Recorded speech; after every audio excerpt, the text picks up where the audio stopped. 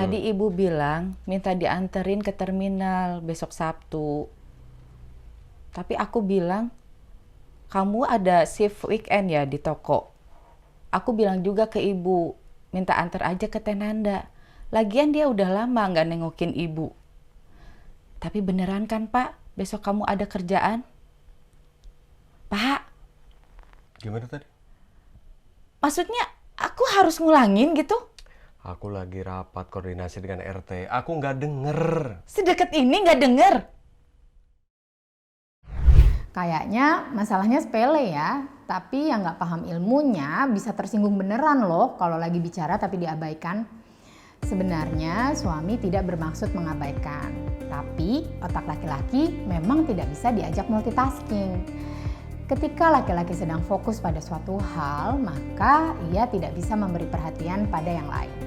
Biar nggak memicu pertengkaran, sebaiknya suami istri perlu memahami perbedaan cara kerja otak laki-laki dan perempuan. Pertama, lapisan abu-abu pada otak laki-laki lebih tebal. Lapisan yang menyelimuti otak ini adalah bagian yang paling banyak mengandung badan sel syaraf dan berperan penting dalam memproses informasi ke otak. Laki-laki ternyata memiliki lapisan abu-abu 6,5 kali lebih tebal daripada perempuan. Ini membuat laki-laki lebih fokus saat mengerjakan sesuatu. Jadi jangan marah ya Bu kalau suami tidak merespon saat ia sedang sibuk. Kedua, lapisan putih pada otak perempuan lebih banyak. Iya, tepatnya 10 kali lebih banyak dari laki-laki. Fungsi lapisan putih pada otak ini adalah menjadi penghubung berbagai bagian lapisan abu-abu. Inilah yang membuat perempuan lebih bisa multitasking alias melakukan berbagai hal dalam satu waktu. Ketiga, pusat verbal otak perempuan lebih banyak.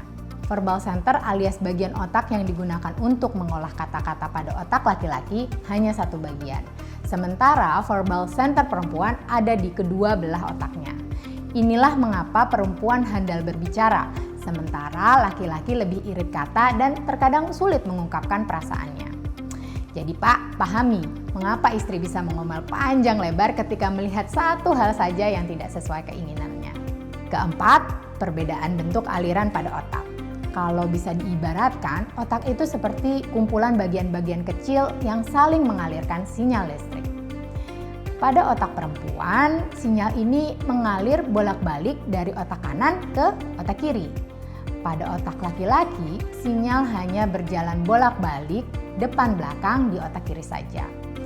Efeknya, laki-laki lebih cepat mencari solusi tanpa melibatkan perasaan. Sementara perempuan mampu menggabungkan logika dan intuisi saat mencari solusi. Kelima, aliran darah ke otak perempuan lebih banyak. Ini membuat perempuan lebih bisa berempati, lebih intuitif, dan mudah bekerja sama, sekaligus lebih rentan merasa cemas, depresi, dan menderita gangguan pola makan seperti anoreksia dan bulimia. Keenam, amigdala otak laki-laki lebih besar. Amigdala bertugas merespon ancaman. Ini membuat laki-laki cenderung merespon ancaman secara fisik. Terlepas dari perbedaan otak laki-laki dan perempuan di atas, ternyata kita tidak 100% memiliki karakter otak sesuai jenis kelamin kita loh. Kalau kita perempuan namun merasa sangat logis, jarang terpengaruh urusan hati saat mengambil keputusan, mungkin saja persentase otak laki-laki kita cukup besar. Atau kalau kita adalah laki-laki dan merasa cukup fasih multitasking atau bisa memahami perasaan istri dan kerabat, maka porsi otak perempuan kita bisa jadi lebih besar dari laki-laki pada umumnya. Nah, kini setelah memahami berbagai perbedaan pada otak laki-laki dan perempuan, semoga kita bisa lebih tenang dalam menyikapi perbedaan kebiasaan dengan pasangan.